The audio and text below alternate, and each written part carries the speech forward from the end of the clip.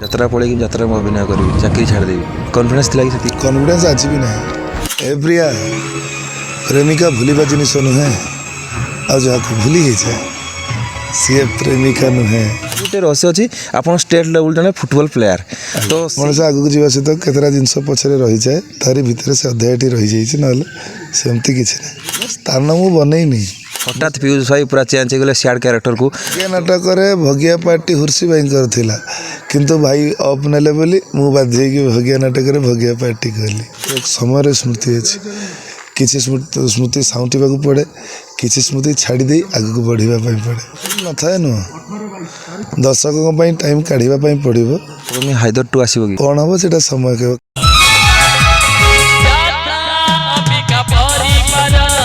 नमस्कार प्रिय दर्शक बंधु मु टिटन कुमार आपण समस्त स्वागत करुँच यात्रा परिवार गोटे फ्रेश और दमदार वीडियो को अलरेडी आप देखुवे ए वर्ष सूर्य मंदिर पूरा बिग बजेट यात्रा अनुष्ठान सारा ओडिशा चर्चा लाभ करी आज आम जहाँ को आम इनभाइट करवा विषय कौन प्रशंसा करी जिते प्रशंसा कले कम हम यात्रार जेनेरेशन को चेंज करी यात्रा जगत में गोटे नुआ अध्याय रची समस्त अति प्रिय हरिशंकर रु हरि हरिशंकर कहतु और ता सहित हायदर जे कि बर्तमान जरा यात्रा जगत में अलरेडी समस्त मन जानी समस्त हृदय स्वतंत्र राज कर समस्त अति प्रिय बैड बॉय बर्तमान सैड बॉय गुड बॉय कहतु अत्युक्ति हम ना समस्त अति प्रिय आम समस्त फेवरेट पीयूष भाई भाई जय जगन्नाथ प्रणाम जय जगन्नाथ प्रणाम सर्वप्रथम आपन को भल पाउथवा ओडिशार कोण अनुकोण रे जति भी दर्शक मान अछन तांको पई कोन वार्ता देबे एतिकी कहबी जे दर्शक होते आम भगवान भल पाइबा आशीर्वाद जमती प्रत्येक कलाकार उपर रहे सेमती मो उपर रहू एवं मो शेष निश्वास पर्यंत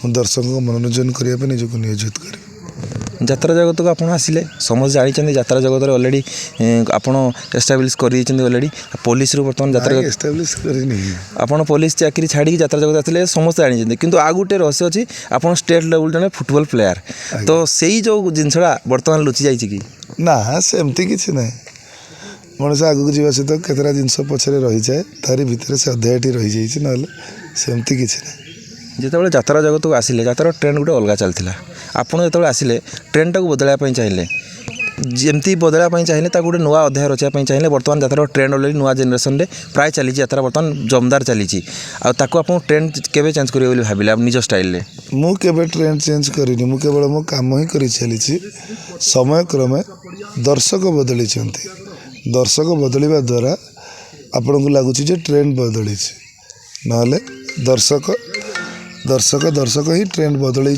दर्शक ही बदली नुआ दर्शक सृष्टि होती यात्रा को बहुत मात्रा भल पाइबा दौरान जहाँ कर दर्शक कर पीयूष भाई घरे सब केमती अच्छा घरे फैमिली केम चलती बहुत भल अच्छा समस्ते आउ पीयूष भाई अनेक तो स्वप्न रही भितर निज परिवार कौन स्वप्न अच्छी कहीं आप देखिए पुओं मत स्वप्न देखी जमीक आप बर्तमान जड़े कलाकार निजे चाहिए कलाकार सेमती पुओ बोई कलाकार बनवाई निहाती इच्छा तो करी निहाती कलाकार करने किंतु कपाल लिखन किए न जहाँ तक भाग्य थी से ही हम बस आशा करी भल मनीषटे हाँपाई भल कलाकार हूँ भल डाक्तर हूँ कि भल इंजीनियर हूँ प्रथम भल मनीषटे हाँ दरकार ए वर्ष सूर्य मंदिर गोटे निया रूप में मैदान को लेची जहाँ पछरे रही हायदर हायदर पे आप बहुत दिन स्वप्न देखते गोटे नुआ नाटक गोटे करवा हायदर जहाँकि सारा ओडिशा रे ना करिवो एवं बहुत मध्य परिश्रम होती तो एपाई केते दिन धरी प्रस्तुति चलता जहाँकि बर्तमान सफलता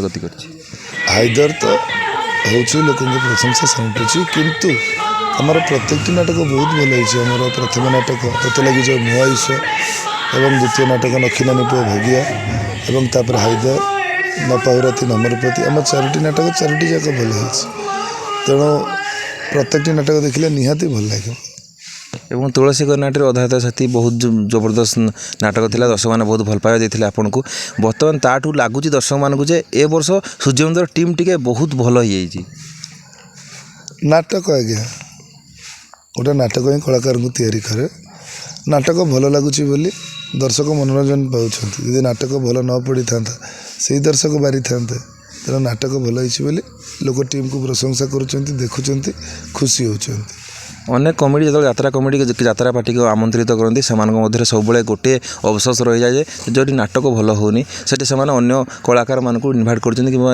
ଟିକେଟ୍ର ମୂଲ୍ୟ ଯେତେବେଳେ ବଢ଼ିଯାଉଛି ଲୋକମାନଙ୍କର ଅସନ୍ତୁଷ୍ଟ ରହୁଛି। କିନ୍ତୁ ଏ ବର୍ଷ ସୂର୍ଯ୍ୟ ମନ୍ଦିର ଆମେ 26ଟା କ୍ୟାମ୍ପ ଦେଖିଲୁଣି, ପ୍ରତିଟି ପୁରା ହାଉସଫୁଲ୍ ହେଉଛି, କୌଣସି ଆର୍ଟିଷ୍ଟକୁ ଡକାଯାଉନି। ଇଏ ଗୋଟେ ସୂର୍ଯ୍ୟ ମନ୍ଦିର ସ୍ପେଶାଲ୍ ଯିଏକି ଦର୍ଶକମାନଙ୍କୁ ଆକୃଷ୍ଟ କରୁଛି।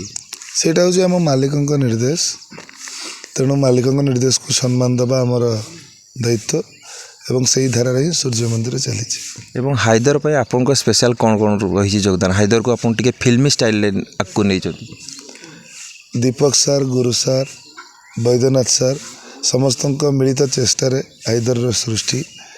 ସେମାନେ ଚେଷ୍ଟା କରିଥିଲେ ଗୋଟେ ନୂଆ ଟେଷ୍ଟରେ ନାଟକ କରିବା ପାଇଁ, ଯେଉଁଟାକି ହାଇଦର ଲୋକମାନେ ଦେଖୁଛନ୍ତି, ଆପଣ ଦେଖିଛନ୍ତି, ବିଶେଷ ଭଲ ମନ୍ତବ୍ୟ ଆପଣ ଦେଇପାରିବେ। ଏବଂ ଏ ବର୍ଷ ଆପଣ ଯଦିକି ପୂର୍ବରୁ କହିଥିଲେ ପ୍ରତି ପାର୍ଟିରେ 2 ବର୍ଷ 3 ବର୍ଷ ରହିବେ, ଯଦି ଭବିଷ୍ୟତରେ ହାଇଦର ବର୍ତ୍ତମାନ ଯେହେତୁ ରନିଂ ଚାଲିଛି, ବର୍ତ୍ତମାନ 2 ବର୍ଷ ପରେ ଯଦି ଆପଣ ପାର୍ଟି ଚେଞ୍ଜ କରନ୍ତି, ମୋତେ ଲାଗୁନି ଆପଣଙ୍କ ସ୍ଥାନ କିଏ ପୂରଣ କରିପାରିବ। ଆଜ୍ଞା, ସ୍ଥାନ ମୁଁ ବନେଇନି, ମୁଁ ସେମିତି କିଛି ଗୋଟେ ସ୍ୱତନ୍ତ୍ର ସ୍ଥାନ ବନେଇନି ଯେ ମୋ ସ୍ଥାନ କିଏ ପୂରଣ କରିବ। ମୁଁ ଗୋଟେ କଳାକାର ହିସାବରେ ବଞ୍ଚିଛି। ଆଜି ମୁଁ ଗଲା ପରେ ଯିଏ ଆସିବେ ସିଏ ବି ଜଣେ ଭଲ କଳାକାର ଆସିବେ ଏବଂ ସିଏ କରିବେ, ତେଣୁ ମୁଁ କେବେ ମୋ ସ୍ଥାନ ହିଁ ବନେଇ ନାହିଁ। ଆଜି ପିୟୁଷ ଭାଇ ଯାତ୍ରା ଜଗତରେ କାହାକୁ ଆଇଡଲ୍ ମାନିଛନ୍ତି ଏବଂ କାହାଠୁ ବେଶୀ ଶିଖିଛନ୍ତି ବୋଲି ଭାବନ୍ତି? ମୋ ବାବା ଦୈତାନନ୍ଦ, ତାଙ୍କଠୁ ହିଁ ଶିଖିଛି, ତାଙ୍କ ଆଇଡ଼ିଓଲୋଜିରେ ଚାଲିଛି। ଏବଂ ଅନେକ କଳାକାର ଯଦି ଭବିଷ୍ୟତରେ ଆସିବେ ନୂଆ ନବତା କଳା ପରେ, ଆପଣ ଅନେକ କଳାକାରକୁ ମଧ୍ୟ ସୁଯୋଗ ଦେଉଛନ୍ତି ଯାତ୍ରା ଜଗତକୁ ଆଗକୁ ନେବା ପାଇଁ, ନବତା କଳାକାରମାନଙ୍କୁ, ତ ଆପଣ କ'ଣ କରେ ନୂଆ ନୂଆ କଳାକାର ଆସିବା ପାଇଁ ଚେଷ୍ଟା କରେ, ମୁଁ ପାରୁ ପର୍ଯ୍ୟନ୍ତ ଚେଷ୍ଟା କରେ। ସବୁବେଳେ ତ ସକ୍ସେସ୍ ହେଇପାରେନି, କାହିଁକିନା ପ୍ରତ୍ୟେକ ମାଲିକ ଯେ ମୋ କଥାକୁ ରଖିବେ ତାର ତ କିଛି ମାନେ ନାହିଁ, କିନ୍ତୁ ମୁଁ ସବୁବେଳେ ଚେଷ୍ଟା କରେ ନୂଆ ପିଢ଼ି ଆସନ୍ତୁ, ନୂଆ ଜେନେରେସନ୍ ଆସନ୍ତୁ, ଖାଲି ଆସନ୍ତୁନି, ଆସନ୍ତୁ, କଷ୍ଟ ତ ନିହାତି ଅଛି, କଷ୍ଟ ସହିକି ନିଜ ଗୋଡ଼କୁ ସୁଦୃଢ଼ କରିକି ନିଜ ସ୍ଥାନ ବି ବନାନ୍ତୁ। ଏବଂ ଯାତ୍ରା ଜଗତକୁ ଆଉ ପାଦେ ଆଗକୁ ନେବା ପାଇଁ ଆପଣଙ୍କର କ'ଣ କ'ଣ ସବୁ ପ୍ରୟାସ ରହିବ ବୋଲି, ଆଉ କ'ଣ ପଦକ୍ଷେପ ନେଲେ ଆଉ ଟିକେ ଆଗକୁ ଯାଇପାରିବ ବୋଲି ଆପଣ ଭାବୁଛନ୍ତି? ମୁଁ ଆଜ୍ଞା ଯାତ୍ରା ଜଗତର ଗୋଟେ ଛୋଟିଆ ମଣିଷଟିଏ। ଯାତ୍ରା ଜଗତରେ ବହୁତ ବଡ଼ ବଡ଼ ଲୋକ ଅଛନ୍ତି ଯେଉଁମାନେ ଯାତ୍ରାକୁ ସମୀକ୍ଷା କରୁଛନ୍ତି, ତର୍ଜମା କରୁଛନ୍ତି। ସେମାନେ ତର୍ଜମା କରନ୍ତି, ସେମାନେ ତର୍ଜମା କରିବା ପରେ ଯାତ୍ରାକୁ ଆଗକୁ ନେବା ପାଇଁ ଯାହା ବି କଥା ବାହାରିବ ଏବଂ ସେଥିରେ ମୋର ଯୋଗଦାନ ଯାହା ବି ରହିବ, ମୁଁ ନିହାତି ମୋର ଯୋଗଦାନ ଦେବି। ଏବଂ ଗତ ବର୍ଷ ଅପେକ୍ଷା ଏ ବର୍ଷ ପିୟୁଷ ଭାଇ ଆଗରୁ କରୁଥିଲେ ବ୍ୟାଡ୍ କ୍ୟାରେକ୍ଟର, ଏବେ ଧୀରେ ଧୀରେ ଆପଣ ହିରୋ ଭୂମିକା, ଦର୍ଶକ ସବୁବେଳେ ଚାହୁଁଥିଲେ ଯେ ପିୟୁଷ ଭାଇ ଟିକେ ପଜିଟିଭ୍ ଆଡ଼କୁ ଆସନ୍ତୁ।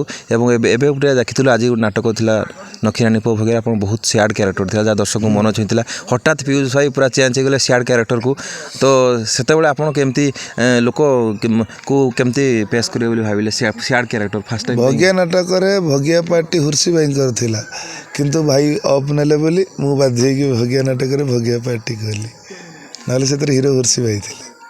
ଆଜି ପାଇଁ କେବଳ ଅଫ୍ ଥିଲା ବୋଧେ? ନାଇଁ ଆଜି ପାଇଁ ନୁହଁ, ରିହର୍ସାଲ୍ ବେଳ ଭାଇ ଏ ନାଟକ ଅଫ୍ ନେବାରୁ ମୋତେ ହିରୋ କରିବାକୁ ପଡ଼ିଲା। ଏବଂ କିଛି ଯାତ୍ରା ଜଗତରେ ଏମିତି କିଛି ଅଭୁଲା ସ୍ମୃତି ଅଛି ପିୟୁଷ ଭାଇ ଯାହାକି ଆପଣ ମନରୁ ପାସେଇ ପାରୁନାହାନ୍ତି, ସବୁବେଳେ ସେଇ ସ୍ମୃତି ଆପଣଙ୍କର ମନେ ପଡ଼େ? ସ୍ମୃତି ତ ପ୍ରତ୍ୟେକ ରାତିରେ ସ୍ମୃତି ଅଛି, ପ୍ରତ୍ୟେକ ସମୟରେ ସ୍ମୃତି ଅଛି। କିଛି ସ୍ମୃତି ସାଉଁଟିବାକୁ ପଡ଼େ, କିଛି ସ୍ମୃତି ଛାଡ଼ି ଦେଇ ଆଗକୁ ବଢ଼ିବା ପାଇଁ ପଡ଼େ, ଚାଲିଛି। ଏବଂ ପ୍ରତିଦିନ ଅନେକ ଦର୍ଶକ ଆସନ୍ତି ଆପଣଙ୍କୁ ଭେଟ କରିବା ପାଇଁ, ସେଇ ବେଳେବେଳେ ଏମିତି ଲାଗେ ଯେ ଟାଇମ୍ ନଥାଏ କିନ୍ତୁ ବହୁତ ଦର୍ଶକ ଆସନ୍ତି, ଆସିକି ମାନେ ସେଲ୍ଫି ନେଇପାରନ୍ତିନି କିମ୍ବା ତାଙ୍କର ଆପଣଙ୍କ ସହିତ ଭେଟ କରିବା ପାଇଁ, ସେତେବେଳେ କେତେ ଦୁଃଖ ଲାଗେ? ଟାଇମ୍ ନଥାଏ ନୁହଁ, ଦର୍ଶକଙ୍କ ପାଇଁ ଟାଇମ୍ କାଢ଼ିବା ପାଇଁ ପଡ଼ିବ ଏବଂ ମୁଁ ସତ ଚେଷ୍ଟା କରେ ମୋ ଅବଶିଷ୍ଟ ଯାତ୍ରା ମଞ୍ଚ ଉପରୁ ଓହ୍ଲାଇବା ପରେ ଅବଶିଷ୍ଟ ସମୟ ଦର୍ଶକଙ୍କୁ ସମୟ ଦେବା ପାଇଁ। ତା ଭିତରେ ଯେଉଁମାନଙ୍କୁ ସମୟ ଦେଇପାରେନି, କଷ୍ଟ ତ ନିହାତି ହୁଏ, କିନ୍ତୁ ପ୍ରାୟ ସେମିତି ହୁଏନି, ଯେ ପାରୁ ପର୍ଯ୍ୟନ୍ତ ସମୟ দিয়ে ଚେଷ୍ଟା କରେ। ଏବଂ ଅପକମିଂ ହାଇଦର 2 ଆସିବ କି? ଅଛି ତ ଆସିବାର, କ'ଣ ହେବ ସେଇଟା ସମୟ କହିବ। କାଲି ଯଦି ମୁଁ ବଞ୍ଚିନଥିବି ତାହେଲେ। ଏବଂ ଯେଉଁ ଦର୍ଶକମାନେ ଆଶା କରୁଥିଲେ ୟା ପରେ ଆଉ ଟିକେ ସ୍ୟାଡ଼୍ କ୍ୟାରେକ୍ଟର ଦେଖିବା ପାଇଁ ମିଳିବ କି ପିୟୁଷ ଭାଇଙ୍କୁ? ଜାଣିନି, ମୁଁ କେବେ କେଉଁ ରାଇଟର ଡାଇରେକ୍ଟରକୁ କି ମାଲିକଙ୍କୁ କହେନି ଯେ ମୋ ଉପରେ ନାଟକ ବେସ୍ କରିକି କରନ୍ତୁ। ସବୁବେଳେ କାହାଣୀଟା ଭଲ ହେବା ଦରକାର, ରାଇଟର ଡାଇରେକ୍ଟରଙ୍କୁ ସ୍ୱାଧୀନତା ଦେବା ଦରକାର, ତେଣୁ ସିଏ ଯେଉଁଟା ଠିକ୍ ଭାବିବେ, ଯାହା ଦେବେ, ଯେତିକି ଦେବେ ମୁଁ କରିବି। ଏବଂ ହାଇଦର ନାଟକ ବିଷୟରେ ସ୍ପେଶାଲ ଦର୍ଶକମାନଙ୍କୁ କ'ଣ କହିବେ? କେବଳ ହାଇଦର ନାଟକ ବିଷୟରେ ନୁହଁ, ସୂର୍ଯ୍ୟ ମନ୍ଦିରର ପ୍ରତ୍ୟେକଟି ନାଟକ ଦେଖନ୍ତୁ, ମୁଁ ଆଶା କରୁଛି ଆପଣଙ୍କୁ ନିହାତି ଭଲ ଲାଗିବ। ଏବଂ ଯଦି ଭବିଷ୍ୟତରେ ଆପଣଙ୍କୁ ସୁଯୋଗ ମିଳେ କିଛି କାମ କରିବା ପାଇଁ ଯାତ୍ରା ଜଗତକୁ ଆଗକୁ ନେବା ପାଇଁ ତ ଆପଣ କ'ଣ ଭାବିଛନ୍ତି କିଛି କରିବେ କି ଯଦି କେଉଁ ନୂଆ କଳାକାରମାନେ ଆସନ୍ତି ତାକୁ କିଛି ଶିକ୍ଷା ଦେବା ପାଇଁ? ମୁଁ ବା ଗୋଟିଏ କଥା କହିଲି, ଯାତ୍ରା ଜଗତକୁ ଆଗକୁ ନେବା ପାଇଁ ଯେଉଁ ବଡ଼ ବଡ଼ କଳାକାରମାନେ ଅଛନ୍ତି, ଯେଉଁମାନେ ସମୀକ୍ଷା କରୁଛନ୍ତି, ତର୍ଜମା କରୁଛନ୍ତି, ସେମାନେ ସମୀକ୍ଷା ତର୍ଜମା କରିବା ପରେ ତାଙ୍କ ନିଷ୍ପତ୍ତି ଯାହା ବି ବାହାରିବ, ଯଦ୍ୱାରା ଯାତ୍ରା ଜଗତ ଆଗକୁ ଯାଇପାରିବ, ସେଥିରେ ମୋର ଯୋଗଦାନ ଯାହା ରହିବ ମୁଁ କରିବି। ଆପଣ ଜାଣିବାରେ ଆଜି ପର୍ଯ୍ୟନ୍ତ ଯାତ୍ରା ଜଗତରେ ସବୁଠୁ ବେଶୀ ଦରମା କିଏ ନେଇଛନ୍ତି? ଜାଣିନି ସେ ଯେତେବେଳେ ଡକା ହେଇଥିଲା ଶକ୍ତି କାପୁର, ହୁଏତ ସେ ଅଧିକ ଦରମା ନେଇଥିଲେ ସବୁଠୁ। ଶକ୍ତି କାପୁର ସେମାନେ ଷ୍ଟାର। ଶକ୍ତି କାପୁର ଏବେ ଯେଉଁ ଆର୍ଟିଷ୍ଟ ଆସିକି ଯାତ୍ରାରେ କାମ କରୁଛନ୍ତି ସିରିଏଲ୍ ସିନେମାରୁ, ସେମାନେ ଷ୍ଟାର। ଏବଂ ଏଇ ବର୍ଷ ଯେଉଁ ଯେଉଁଠି କ୍ୟାମ୍ପ ପଡ଼ିବ ଯାତ୍ରା ସୂର୍ଯ୍ୟ ମନ୍ଦିରରେ, ଆଜ୍ଞା, ଯେଉଁ ଦର୍ଶକମାନେ କ୍ୟାମ୍ପକୁ ଦେଖିବା ପାଇଁ ଆସିବେ ତାଙ୍କ ପାଇଁ କ'ଣ ବାର୍ତ୍ତା ରହିବ ପିୟୁଷ ଭାଇଙ୍କ ତରଫରୁ ସ୍ପେଶାଲି? ଆସନ୍ତୁ ସୂର୍ଯ୍ୟ ମନ୍ଦିରର ପ୍ରତ୍ୟେକଟି ନାଟକ ଦେଖନ୍ତୁ। ଆମର ପ୍ରତ୍ୟେକଟି କଳାକାରଙ୍କ ନିଖୁଣ ଅଭିନୟ ଆପଣଙ୍କୁ ନିହାତି ଭଲ ଲାଗିବ। ଆପଣ ସକାଳେ ଅନ୍ତତଃ ପକ୍ଷେ କହିବା ପାଇଁ ବାଧ୍ୟ ହେବେ ଯେ ନାଇଁ, ଯେଉଁ ଟିକେଟ୍ର ପଇସା କରିଥିଲେ ଆମେ ପଇସା ଅଯଥା ଖର୍ଚ୍ଚ ହେଇନି। ଟିକେଟ୍ର ଉଚିତ ଦାମ ଯଦି ସୂର୍ଯ୍ୟ ମନ୍ଦିର ଭଳି ଅନ୍ୟ ପାର୍ଟିରେ ବି ମିଳିବ ତାହେଲେ ଦର୍ଶକମାନେ ନିଶ୍ଚିତ ଉପକୃତ ହେବେ। ଆପଣଙ୍କର କ'ଣ ଅଛି? ଉଚିତ ଦାମ ସେମିତି ଟିକେଟ୍ର କିଛି ଗୋଟେ ସ୍ଥିରତା ନଥାଏ। କମିଟି ହିସାବରେ ଟିକେଟ୍ର ମୂଲ୍ୟ ବିଚାର ହୁଏ, କେଉଁଠି ବେଶୀ ହୁଏ, କେଉଁଠି କମ୍ ହୁଏ, ତେଣୁ ଦର୍ଶକ ତ ଦେଖୁଛନ୍ତି। ଏବଂ ଏଇ ବର୍ଷ 26 ଯାକ କ୍ୟାମ୍ପରେ କୌଣସି ବି କମିଟି ଏପର୍ଯ୍ୟନ୍ତ କହିନାହାନ୍ତି ଯେ କେଉଁଠି ଲସ୍ ହେଇଛି ସୂର୍ଯ୍ୟ ମନ୍ଦିର କ୍ୟାମ୍ପରେ। ସେଇଟା ଆଜ୍ଞା ଭାଗ୍ୟର କଥା। କ୍ରିକେଟ ଖେଳ ଯାହା, ଯାତ୍ରା ବି ସେୟା। ତେଣୁ କିଏ ଖେଳୁ ଖେଳୁ ଜିତିବ, କିଏ ହାରିବ, ସେଇଟା ଉପରବାଲା ହାତରେ କଥା।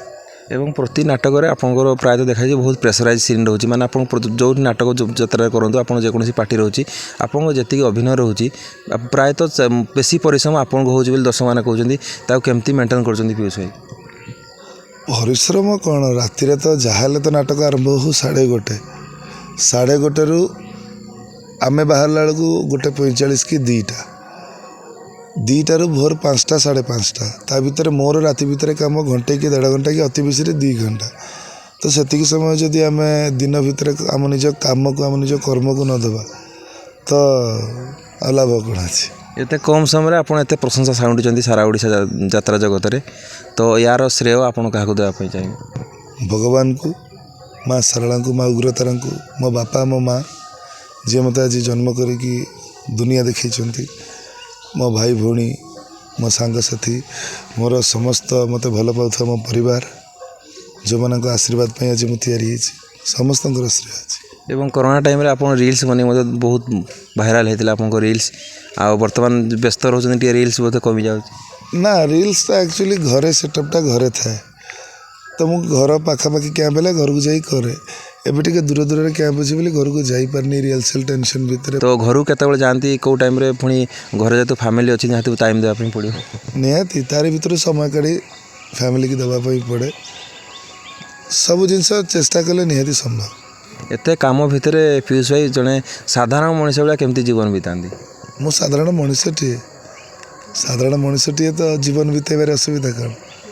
ଏବଂ ଅନେକ ଆର୍ଟିଷ୍ଟ ଆପଣ ଯେତିକି ଯେଉଁଠି ବି ଯାଇଛନ୍ତି, ଆପଣ ସମସ୍ତ ଆର୍ଟିଷ୍ଟ ଯେଉଁ ଟିମ୍ରେ ରହିଛନ୍ତି, ଆପଣ ସମସ୍ତ ଆର୍ଟିଷ୍ଟ କହନ୍ତି ପିୟୁଷ ଭାଇ ବହୁତ କୋଅପରେଟିଭ୍, ଆପଣ ଏତେ ଜଲ୍ଦି ସମସ୍ତ ସହିତ ମିଶିଯାନ୍ତି କେମିତି? ସମସ୍ତେ ଭଲ ପାଆନ୍ତି ବୋଲି ଟିମ୍ ସ୍ପିରିଟ୍ ଭଲ ହୁଏ। ତାପରେ ଆମେ ମଣିଷ, ଆମ ଭିତରେ ଭଗବାନ ଚିନ୍ତା କରିବା ପାଇଁ, ଅନୁଭବ କରିବା ପାଇଁ ମସ୍ତିଷ୍କ ଦେଇଛନ୍ତି, ହୃଦୟ ଦେଇଛନ୍ତି।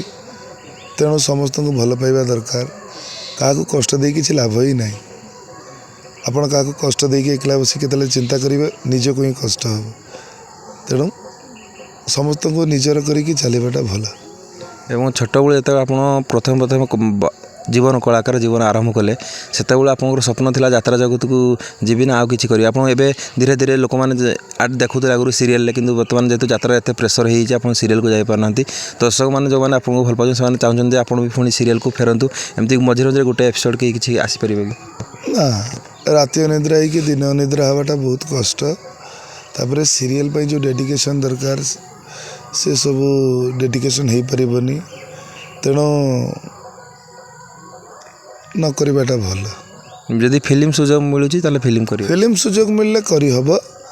ତାପରେ ଫିଲ୍ମ ସୁଯୋଗ ଆମକୁ ମିଳିବା ଟିକେ କଷ୍ଟ, କାହିଁକିନା ଫିଲ୍ମରେ ବଡ଼ ବଡ଼ ଯେଉଁ ସବୁ ଅଛନ୍ତି ଭାଇମାନେ ଯାତ୍ରାରୁ ଯାଇକି ସମୟ ଦେବା ତା ସେଠି ସେମାନେ ଆମକୁ ଅପେକ୍ଷା କରିବା ଏଇଟା ଗୋଟେ ଇଣ୍ଡିସେଣ୍ଟ କଥା ବରଂ ଏ ଦୁନିଆରେ ଅଛି ସେ ଦୁନିଆକୁ ଏନ୍ଜୟ କରୁଛି ସେଇଟା ବହୁତ ବଡ଼ କଥା ସେ ଦୁନିଆରେ ଆର୍ଟିଷ୍ଟ ମାନେ ମୋ ଭାଇ ମୋ ଭଉଣୀମାନେ ସେତିକି ଭଲ ପାଇବା ଦେଉଛନ୍ତି ସେଇଟା ବହୁତ ବଡ଼ କଥା ଏବଂ ଯେଉଁମାନେ ସିରିଏଲରୁ ଆସୁଛନ୍ତି ଯାତ୍ରାକୁ ସେମାନେ କମ୍ଫର୍ଟେବୁଲ୍ ଫିଲ୍ ହେଇପାରୁଛନ୍ତି କି ନାଇଁ ବହୁତ ଟାଇମ୍ ଲାଗୁଛି କମ୍ଫର୍ଟେବୁଲ୍ ହେବା ପାଇଁ କମ୍ଫର୍ଟେବୁଲ୍ ହେବାଟା ନିଜ ଉପରେ ନିର୍ଭର କରେ ତେଣୁ ହେଉଛନ୍ତି ଯେଉଁମାନେ କମ୍ଫର୍ଟେବୁଲ୍ ହେଉଛନ୍ତି ରହୁଛନ୍ତି ଯେଉଁମାନେ କମ୍ଫର୍ଟେବୁଲ୍ ହେଇପାରୁନାହାନ୍ତି ପୁଣି ବ୍ୟାକ୍ କରିଯାଉଛନ୍ତି ଏବଂ ପିୟୁଷ ଭାଇ ଯେତେବେଳେ ଆପଣ ଯାତ୍ରାରେ ଅଭିନୟ କରନ୍ତି ଏମିତି କିଛି ଟାଇମ୍ ଆସେ ଯେତେବେଳେ କିଛି ଘରୋଇ ସମସ୍ୟା ରୁହେ ସେତେବେଳେ ଆପଣଙ୍କୁ ଅଫ୍ ନେବା ପାଇଁ ପଡ଼େ ସେଦିନ ନାଟକ ଥାଏ ତ ଆପଣଙ୍କ ଏଗେନଷ୍ଟରେ ଯେଉଁ ସବଷ୍ଟିଟ୍ୟୁଟ୍ରେ ଆଉ କିଏ ନାଟକ କରିବା ପାଇଁ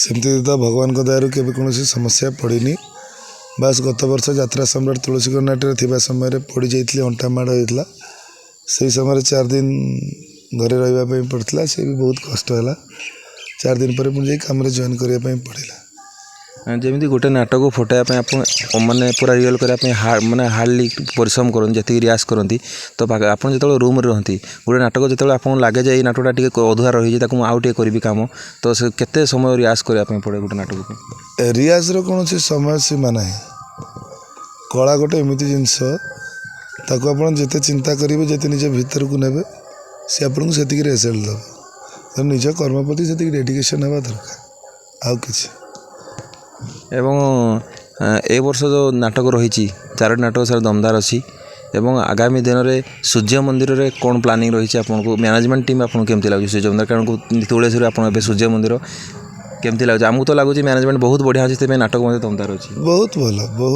ଆମ ବାବୁ ବି ବହୁତ ଭଲ ଆମ ଟିମ୍ ବି ବହୁତ ଭଲ ମ୍ୟାନେଜମେଣ୍ଟ ବହୁତ ଭଲ ଇଚ୍ ଆଣ୍ଡ ଏଭ୍ରି ଡ୍ୟାନ୍ସଠୁ ନେଇକି ଆମର ସବୁ ସେକ୍ସନ୍ ଲୋକମାନେ ବହୁତ ଭଲ ଏବଂ ପିୟୁଷ ଭାଇ ଯେତେବେଳେ ଆପଣ ଅଭିନୟ କଲେ ଫାଷ୍ଟ ଆପଣଙ୍କୁ କେଉଁ ନାଟକ ମିଳିଥିଲା ସୁଯୋଗ ମିଳିଥିଲା ଯେତେବେଳେ ଯାତ୍ରା ଆଜୀବନ ଆରମ୍ଭ ହେଲା ଯାତ୍ରା ଜୀବନର ପ୍ରଥମ ନାଟକ ହେଉଛି ମୋର ବିଶ୍ୱଜନନୀରେ ଆରମ୍ଭ ହୋଇଥିଲା ରହି ରହିବା ଯେ ଶୁଭ ମୌରୀ ମୁଁ 2-4ଟା ସିନ୍ କରିଥିଲି ତାପରେ ସାର୍ଙ୍କୁ ପସନ୍ଦ ହେଇନଥିଲା ପୁଣି ମୋ କ୍ୟାରେକ୍ଟର ଚେଞ୍ଜ ହେଇଥିଲା ସେ କ୍ୟାରେକ୍ଟରକୁ ଶଙ୍ଖାଳି ଭାଇ କରିଥିଲେ ସେତେବେଳେ କଷ୍ଟ ହେଇଥିଲା ତାପରେ ପରେ ଶଙ୍ଖାଳି ଭାଇ କଲା ପରେ ଦେଖିଲି ସେ ଚରିତ୍ର ଦେଖିଲା ପରେ ଲାଗିଲା ଯେ ନା ପ୍ରକୃତରେ ସିଏ ହିଁ କରିବା ଯୋଗ୍ୟ ମୁଁ ହେଇଥିଲେ ଏତେ କରିପାରିନଥାନ୍ତି ନୂଆ ଯାତ୍ରାକୁ ଆସିଥାଏ ସେଇଟା ହେଉଛି ମୋ ଫାଷ୍ଟ ନାଟକ ଯେତେବେଳେ ଆପଣ ଡିସିସନ୍ ନେଲେ ଡାଇରେକ୍ଟ ଯାତ୍ରାକୁ ମୁଁ ପଳେଇବି ଯାତ୍ରା ପଳେଇକି ଯାତ୍ରାରେ ମୁଁ ଅଭିନୟ କରିବି ଚାକିରି ଛାଡ଼ିଦେବି ସେତେବେଳେ ସେତିକି ଆପଣଙ୍କ ପାଖରେ କନଫିଡେନ୍ସ ଥିଲା କିନ୍ତୁ କନଫିଡେନ୍ସ ଥିଲା କି ସେତିକି କନଫିଡେନ୍ସ ଆଜି ବି ନାହିଁ ବାସ୍ ମୁଁ କାମ କରି ଚାଲିଛି ଚେଷ୍ଟା କରି ଚାଲିଛି ଭଲ କରିବା ପାଇଁ କନଫିଡେନ୍ସ ଆଜି ବି ଆସିନି ଏବଂ ଯେତେବେଳେ ଯାତ୍ରା ଜଗତ ଆପଣ ଫାଷ୍ଟ ଆସିଲେ ଡ୍ରାମା ମଧ୍ୟ କରୁଥିବେ ଆପଣ ନିହାତି ଯେଉଁଠି ପ୍ରଥମ ଆପଣ ଡ୍ରାମା କରୁଥିଲେ ଯେଉଁ ଗାଁରେ ଡ୍ରାମା କରୁଥିଲେ କେବେ ଏମିତି ସୁଯୋଗ ମିଳିଛି ସେଇ ଯାଇକି ଅଭିନୟ କରିବା ପାଇଁ ଟିକେ ଯାତ୍ରାକୁ ଆସିବା ପରେ ଯାତ୍ରାକୁ ଆସିବା ପୂର୍ବରୁ ଯେଉଁଠି ଅଭିନୟ କରୁଥିଲେ ଆପଣ ଆରମ୍ଭ କରିଥିଲେ ଅଭିନୟ ଜୀବନ ପାଦ ଥାପିଥିଲେ ମୁଁ ଯାତ୍ରାକୁ ଆସିବା ଆଗରୁ ସିରିଏଲ୍ କରିବା ଆଗରୁ ପୋଲିସ ଟିମ୍ରେ ଆମର କୁମାର ପୂର୍ଣ୍ଣିମାକୁ କାର୍ତ୍ତିକ ପୂର୍ଣ୍ଣିମାକୁ 2 ରାତି ଯାତ୍ରା ହୁଏ ମୁଁ ସେଥିରେ ଅଭିନୟ କରେ ଏବଂ ଯାତ୍ରାକୁ ଆସିବା ପରେ ମଧ୍ୟ ମୁଁ ତ ସମୟ ଦେଇପାରେନି ସେଠି ପ୍ରୋଗ୍ରାମ କରିବା ପାଇଁ କିନ୍ତୁ ଯାଇକି ବୁଲିକି ଆସେ ବହୁତ ଖୁସି ଲାଗେ ଏବଂ ଯାତ୍ରା ସହିତ ଆପଣ ଗୋଟେ ନୂଆ ଅନ୍ଦାଜ ଅଛନ୍ତି ଗୀତ ଗାଆନ୍ତି ବହୁତ ସୁନ୍ଦର ଗୀତ ଗାଆନ୍ତି ଦର୍ଶକ ପସନ୍ଦ କରନ୍ତି ଆପଣଙ୍କ ଗୀତକୁ ଜମା ବି ନୁହଁ ବାସ୍ ଗାଇବାର ଅଛି ବୋଲି ଗାଇଦିଏ ନହେଲେ ଗୀତ ପସନ୍ଦ କରିବେ ପୁଣି ମୋ ଗୀତ ଏଇଟା ସବୁଠୁ ବଡ଼ ଜୋକ୍ ଦର୍ଶକ ଚାହୁଁଛନ୍ତି ଯେ ପିୟୁଷ ଭାଇ ବେଳେବେଳେ ଷ୍ଟେଜ୍ ପ୍ରୋଗ୍ରାମ୍ ଆସନ୍ତୁ ବହୁତ ଜାଗାରେ ଆପଣ ଯାଇଛନ୍ତି ଯେଉଁଠି ଆପଣଙ୍କୁ ଟାଇମ୍ ମିଳେ ହୁଏତ ସୁଯୋଗ ମିଳିପାରୁନି ଟାଇମ୍ ବି ହେଉନି ଦର୍ଶକମାନେ ଚାହୁଁଛନ୍ତି ଯେ ପିୟୁଷ ଭାଇ ଆସନ୍ତୁ ଷ୍ଟେଜ୍ ପ୍ରୋଗ୍ରାମ୍ ପାଇଁ ଚେଷ୍ଟା କରୁଛି ତା ଭିତରେ ଯେଉଁଠି ସମ୍ଭବ ହେଉଛି ଯାଉଛି ଯେଉଁଠି ସମ୍ଭବ ହେଇପାରୁନି ରେଷ୍ଟ କଥା ଅଛି ତେଣୁ ଯାଇପାରେନି ଆପଣଙ୍କର ହାଇଦର ନାଟକ ବିଷୟରେ ଟିକେ ଡିସ୍କସନ୍ କରିବା ହାଇଦର ନାଟକ ଆପଣଙ୍କ ନିଜ ନାଁରେ ହେଇଛି ହରିଶଙ୍କର ଆପଣଙ୍କର ନାଁ ଥିଲା ନା ମୋ ନାଁରେ ହେଇନି ସେ ନାଟକ ଦୀପକ ସାର୍ ସେଥିରେ 2 ଭାଇ ଛୋଟ ଜଣେ ହେଉଛି ହରି ଆଉ ଜଣେ ହେଉଛି ଶ୍ୟାମ ତା ନାଁ ହେଉଛି ହରି ଛୋଟବେଳୁ ତା ନାଁ ହେଉଛି ହରିଶଙ୍କର ନୁହଁ ତ ରିହର୍ସାଲ୍ ପରେ ବହୁତ କ୍ୟାମ୍ପ ପରେ ଆମର ଯିଏ ମା କରୁଛନ୍ତି କାଳୀ ମାମା ସିଏ ଏମିତି ସ୍ନେହରେ ଡାକୁ ଡାକୁ ଥରେ ତାଙ୍କ ପାଟିରୁ ବାହାରି ଆସିଲା ହରିଶଙ୍କର ବଡ଼ ଭାଇ ନାଁ କରିଦେଇଥିଲେ ଶ୍ୟାମ ସୁନ୍ଦର ଆଉ ସାନ ପୁଅ ନାଁ କରିଦେଇଥିଲେ ହରିଶଙ୍କର ମାନେ ନାଁଟା ଫୁଲଫିଲ୍ ଲାଗିବ ବୋଲି ସିଏ ଡାକି ଦେଇଥିଲେ ଏମିତି। କିନ୍ତୁ ଗୋଟେ ଦିନ ଏମିତି ଷ୍ଟେଜ୍ ଉପରେ ସମ୍ମାନିତ କରିବା ପାଇଁ ଆୱାର୍ଡ଼ ଦେବା ପାଇଁ ଡାକିଲେ। ସେଥିରେ ମୋ ନାଁ ଲେଖା ହେଇଥିଲା ହରିଶଙ୍କର ତ୍ରିପାଠୀ। ଶୁଣିଲା ପରେ ମୋ ମାମା ମୋତେ ପଚାରିଲେ ଯେ ତୋ ନାଁ କ'ଣ ହରିଶଙ୍କର? ମୁଁ କହିଲି ହଁ। ଏଇଟା ଗୋଟେ କୋଇନ୍ସିଡେଣ୍ଟ। ଏବଂ ଏ ବର୍ଷ ହାଇଦର ଗୋଟେ ସଂଳାପ ଦର୍ଶକମାନଙ୍କ ପାଇଁ ପଦଟିଏ। ଏ ପ୍ରିୟା, ପ୍ରେମିକା ଭୁଲିବା ଜିନିଷ ନୁହେଁ, ଆଉ ଯାହାକୁ ଭୁଲି ହେଇଯାଏ ସିଏ ପ୍ରେମିକା ନୁହେଁ। ଏ ହାଇଦର ଯେତେ ଦିନ ଯାଏ ବଞ୍ଚିଥିବ ତା ହାର୍ଟଟା ସେଇ ମୋହିନୀ ମିଶ୍ର ନାଁରେ ଖାଲି ଧକ୍ ଧକ୍ ଧକ୍ ଧକ୍ କରୁଥିବ। ଯେଉଁଦିନ ମୋହିନୀ ମିଶ୍ର ନାଁଟା ମୋର ଆଉ ମନେ ପଡ଼ିବନି, ତମେ ସମସ୍ତେ ଭାବି ନେବ ଏ ହାଇଦର ଆଉ ଏ ଦୁନିଆରେ ନାହିଁ। ଧନ୍ୟବାଦ ଆମ ସହିତ ଆପଣ ଯୋଡ଼ି ହେଇଥିଲେ। Thank you. ଆମ ସହିତ ଥିଲେ ପିୟୁଷ ଭାଇ। ପୁଣି ଦେଖା ହବ ଆଉ ଗୋଟେ ଇଣ୍ଟରେଷ୍ଟିଂ ଭିଡ଼ିଓ। ବନ୍ଧୁ ବିହାନ୍ତୁ ରହୁଛୁ। ନମସ୍କାର। ଜଗନ୍ନାଥ ଜୟ କଳା। ନମସ୍କାର, ଜୟ ଜଗନ୍ନାଥ।